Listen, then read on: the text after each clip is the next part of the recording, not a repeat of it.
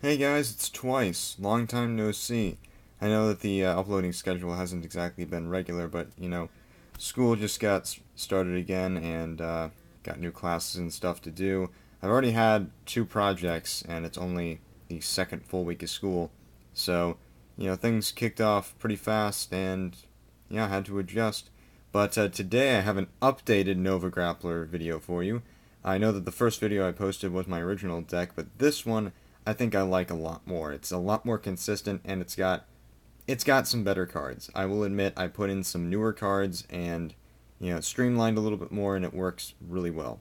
So getting right into it, obviously I'm still running my Beast Deity White Tiger. He's the only good forerunner for Beast Deities right now until Riot Horn comes. So throwing him over there. I'm still running standard 8 stand triggers, which means I'm still running 4 Battle Razor and then 4 Turbo Razor. Now this card, coming up next, is a new card that I just got. The old critical trigger that I used to use was Fighting Battleship Prometheus, and I know he had 5,000 power, but this guy, Red Lightning, is really freaking useful for this deck. Because what Red Lightning does is you put him into the soul and you unflip one counterblasted damage. So I've been able to use Illuminal Dragon's Limit Break twice in the game now, because of Red Lightning, and I mean it's great because I can just throw them in, and there you go. I get off a Limit Break. I can use Blank Marsh.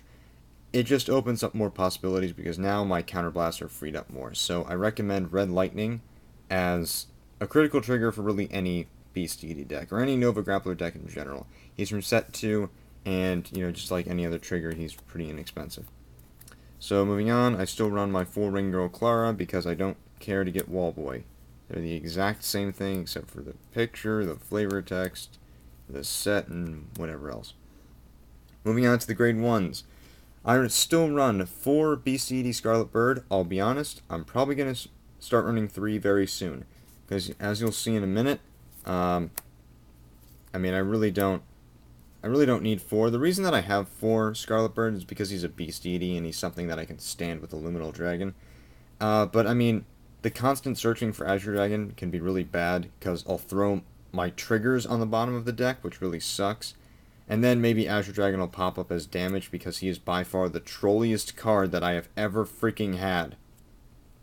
Seriously, Azure Dragon, really trolly card. But no, Scarlet Bird for right now, he works out. Until, of course, the new Beast Deities come. But now I still run, well, I used to run 3 Beast Deity Blank Marsh. Now I'm running 4 because I actually found another one.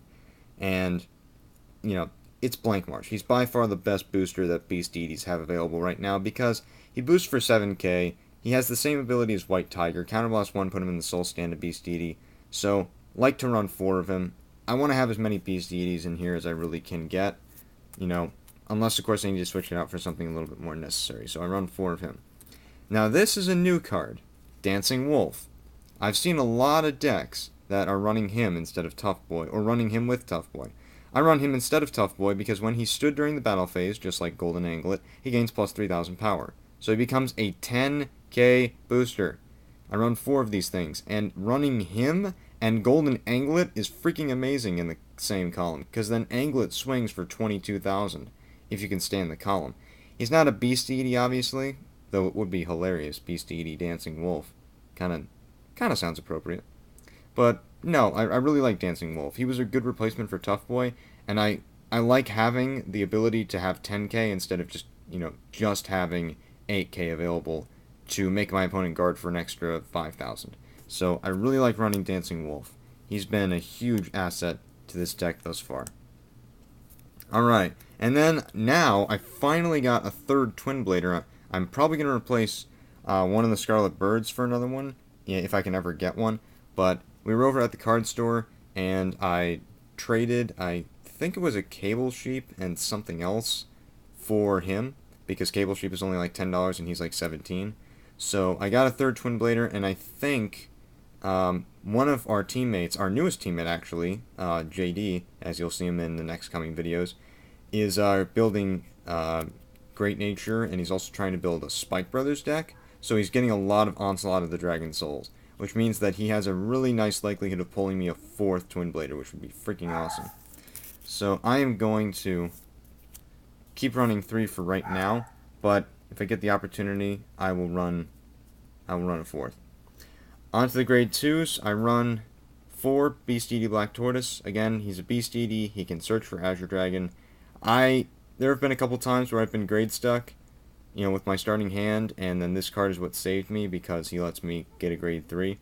So, I like having the searching power. So, still running 4 Black Tortoise. And now I'm running 4 Golden Anglet, because I cannot stress this enough. This is probably the best Beast Deity other than Illuminal Dragon or Azure Dragon right now, because his ability stacks, just like Dancing Wolf. When he stood, he gains plus 3,000 power. That's only during the battle phase, but you can stand him. I can stand him at least 2 times in one turn. Maybe even 3 if I play my cards right, literally, then I could probably maybe stand him like 3 times, if I have the counterblast too. So yeah, Golden Anglet, he's a staple. He's a staple on any Beast Deity deck. So I do run 4 Golden Anglets now. And now I've reduced my King of Swords. Now I only run 3 because I really just didn't see, what else to run. I'm probably going to be replacing all of these Kings of Sword with Beast Deity Hatred Chaos when he comes out, because he's basically the Bedivere of the Beast Deities.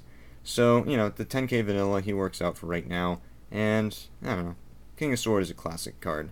I like classic cards. So, yeah, just running 3 of them for right now. And finally, on to the grade 3s. I am running 4 Azure Dragon. Again, the trolliest freaking card in this deck. Stupid glare. Yeah, trolliest freaking card in this deck. I cannot tell you the number of times that he has either screwed me over because I drove check him, screwed me over because I took him as damage and I needed a grade 3, screwed me over because I searched for him and then I took him as damage, which is really annoying, or because they're all at the bottom of the deck. I'm thinking about, exchanging the card packets with, putting him in a different packet, and maybe, that switch in order will actually affect something, but, whatever.